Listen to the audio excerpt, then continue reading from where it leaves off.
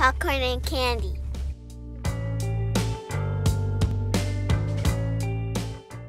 Hey guys, and welcome to the next episode of Popcorn and Candy. I'm your host Brandon, and today we're going to be discussing the movie The Platform.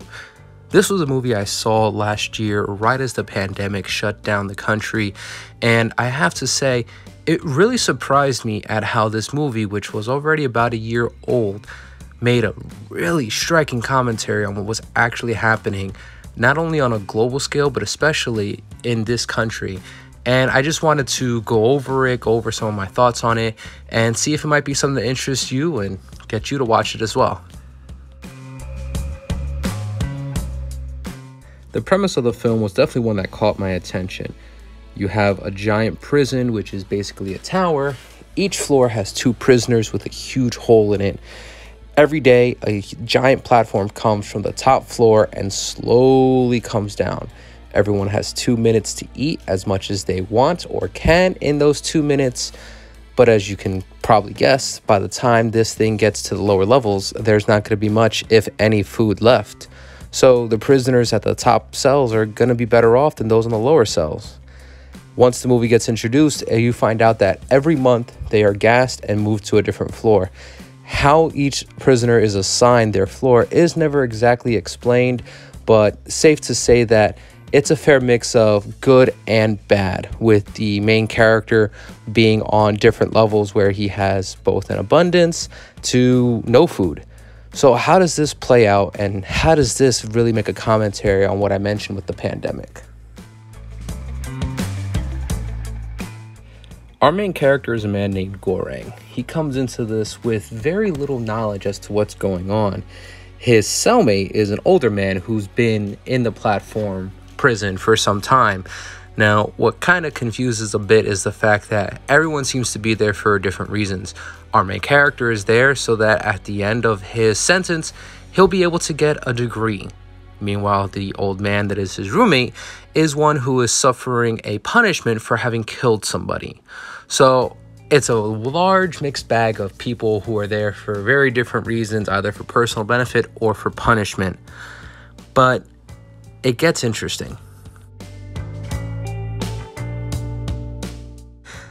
The cellmate to our main character Goreng's name is Trimagasi, and he is mainly there to help exposition everything that's going on, and especially to help us as the audience know the world that we're in. He explains to the main character how the world works. With 2 minutes to eat, you're unable to keep anything, but he also has a very disturbing sense of survival, if that's the word I want to use here. As Trimagasi explains things, he lets him know that previously he was on a very low-leveled cell, and that cell, there was no food, and the only way he and his cellmate survived was by cannibalizing another victim who happened to fall onto their floor. So we get out the gate the sense that this man will do anything to survive. Meanwhile, our main character seems not only horrified but hesitant to participate, especially since he wasn't fully informed as to how things were going to play out in this platform. With the ground rules set and understanding how this world works, you can start to see how there's definitely going to be some problems and definitely a dark side to this movie. One of the big things that I noted was, out the gate, those who are in the higher levels are the ones who are only concerned with themselves, and those on the lower levels are just trying to survive. However, as the movie proceeds, we see that those who were previously on lower levels, once they're moved to higher levels, immediately adopt the same mentality as those who were above them previously.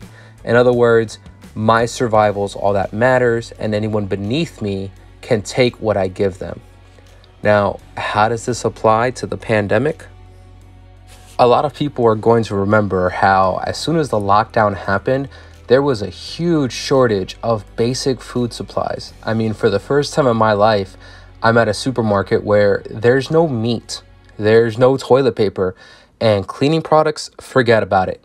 Everyone was hoarding, grabbing as much as they could, and just forcing people to just survive with what they could. On the flip side, people who decided to make a profit on people's fear and panic were immediately buying up huge amounts of sanitizer, wipes, toilet paper, and then scalping them on websites such as Amazon or eBay for a huge markup, claiming they were smart enough to buy it first, so now you have to pay them for their services. Now, on the positive side, a lot of these people ended up getting screwed, where places like Amazon did not allow them to mark it up or scalp these things for huge profit. But how frustrating was it for a lot of people who just wanted to buy the essentials they needed for themselves or for their families and couldn't even buy things like toilet paper? I mean, it sounds ridiculous, but you can definitely see how starting to compare the mentality of people on the platform to the mentality of the world during this pandemic. Now, with this movie, we don't see anything of the outside world. The most we see outside of the platform is the very top floor where all the food is prepared. And interestingly enough, they do not serve anything that is not perfect. So down to the most minute detail, they will not put it onto the platform to be served to the prisoners down below. The other thing that's really interesting with this is how every single person in this platform is there for different reasons. Obviously, our main character, Goreng, as I mentioned, is there for a degree. The other character, his cellmate, Trimagasi, is there because of a crime he committed. Later on, another character we meet is there so that she can receive a medical treatment due to her illness. So, again, we can see how even the people who are involved in this are people who are there for mostly selfish reasons, whether it be Trimagasi trying to get a shorter sentence by surviving in the platform, or Goreng, who's just trying to get ahead in life by surviving a few months in the platform. The person who was most interesting to me amongst that trio when it came to their knowledge was Imoguri. What makes this character interesting is the fact that she was initially the one to interview Goreng into getting into the platform. However, even her knowledge as an employee of this place was extremely limited. She was under the impression that all the inmates were equally sharing the food and looking out for each other and one big happy place, and even tries to make little packages of the food in order to encourage the different cellmates who are in this platform prison to make sure that there's enough for everyone. What I found to be the biggest surprise was the fact that she was under the impression that there were far less floors in this prison than she was initially informed herself. And her reaction to when she finds out that she not only has been lied to, but that things are far worse than she imagined, are amazing. It just blew my mind that it, again, comments on just how some people who even think they're at the top, what they know is either an illusion as to the full story or only a small part of the whole mess. Moving forward, we're going to be diving into spoiler territory. So if I've piqued your interest on this movie, definitely give it a watch and then come back to see my comments on some of the symbology and interesting themes that are presented through the rest of this movie. Moving forward, we're going to comment just a little bit on what's most important for the different people in this movie. One of the things that is brought out in this movie is that every single cellmate is allowed to have one personal item. Now, this can be literally anything, as our main character's main item is a book. Book he's always meant to read, but never had the chance to read, Don Quixote, which also has a bit of a symbolism as to reflect the journey that our main character is going to be going through. His cellmate has a knife, which was actually something he used to commit a murder for. His other roommate, Imoguri, brings her favorite dog. I don't know why you'd bring a dog to prison, but that's what she did. However, as we travel through the platform, we see that other people have brought a myriad of items. You see a guy who brought a surfboard, even though there's no possible way he'll surf. You see two inmates who have a kiddie pool. I mean, what's most important to these people to have with them throughout their entire time in this prison really surprises you, and it kind of helps you to see that what's most important to one person isn't for another, and the way some people think in terms of value can wildly vary depending on their circumstance, their mentality, and especially just what they're going through. Now, for this next part, we're going to dive a little bit both into trivia as well as to some of the symbolism that this movie has. At the end of the movie, our main character, Goreng, has made a journey from almost the very top of the platform down to the bottom. His goal was to minimize the amount of food that was taken in excess from those at the top floors and to kindly share with those who were at the bottom, along with his new cellmate. As they get lower and lower, they realize that A, there's not going to be enough food, and B, that it's not going to be as easy as they think. One of the big things that really surprised them was the fact that they had no idea just how deep this platform went. As they get to 200, 220, 250 in terms of levels, they are just in a state of absolute shock because they didn't realize just how deep this platform went. And then at the very end, they reach the final floor, 333, where they find a little girl who's hiding all by herself underneath her bed. Now, one of the things that Goreng and his cellmate did was that they kept a panna cotta, one single dish, a small dish that they could make sure would stay safe and that they could return up the platform to make sure that they could send a message to the top floor, basically showing them that not only could the food be shared and spread to everybody, but that they could also return some intact. However, Goreng makes the decision to make a sacrifice he gives that panna cotta to the little girl. Then the platform lowers to its final level, which is basically a huge black void. Nothing else is around him. At this stage of the movie, Goreng is hallucinating vividly, and he's hallucinating his now dead first cellmate. Now, what's interesting is that this platform at first is not moving. It's not going back up to the top floor, at least while Goreng is standing on it with the little girl.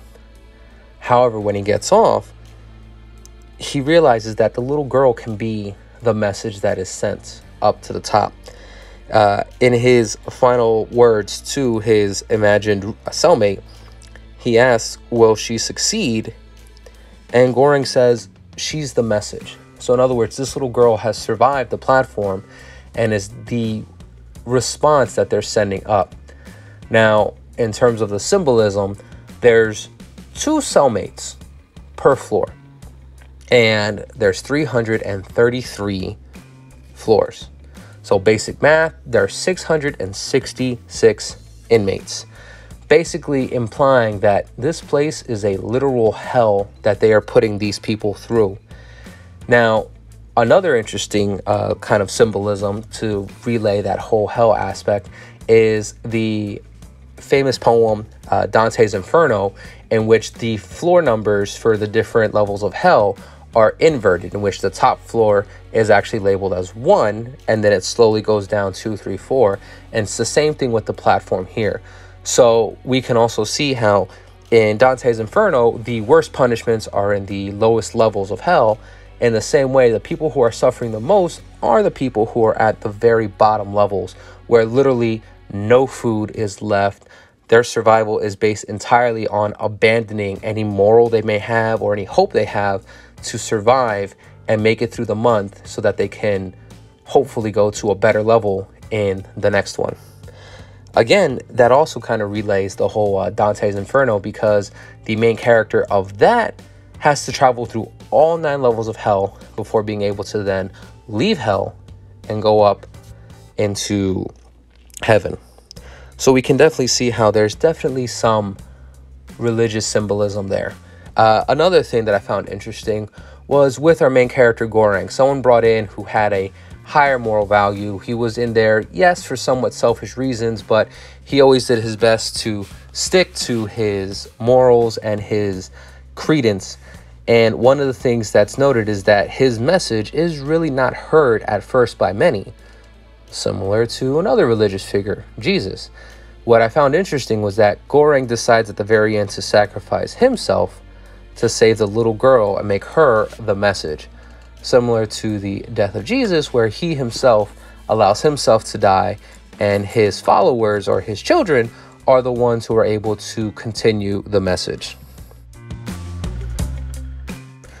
So as you can see, this movie had quite a lot to unpack and really dive into.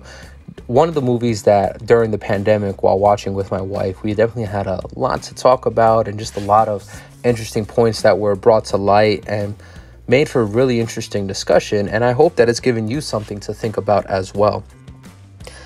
Overall, I definitely recommend this movie. It's one that if you haven't had the chance to see it, definitely see it. If you've seen it and maybe I've just given you some thoughts as to what the movie's about and some things to really reflect on, that would also just be worthwhile. Because like I said, my goal with this is just to introduce you to a movie you may have missed, may not have seen, or simply just overlooked one way or another. One little detail I'd love to throw out, and it's definitely something I did. This movie was originally shot in Spanish, and then it is dubbed. I'm not normally a huge fan of watching a movie in a language other than English, although I do speak Spanish. However, this movie was striking in both its original language as well as the dub. And if you have the time to watch it in both languages, it's definitely worthwhile to hear the original actors in their own voices just really express their acting chops, and it really just made the movie a new experience rewatching it in the original language. So just wanted to share that last thought with you guys. As for next week, I haven't really decided what movie yet, but I did think of a nice little bonus video that I'm probably going to put out sometime midweek. But with that in mind, I've been Brandon. This has been Popcorn and Candy, and thanks for joining me, movie watchers.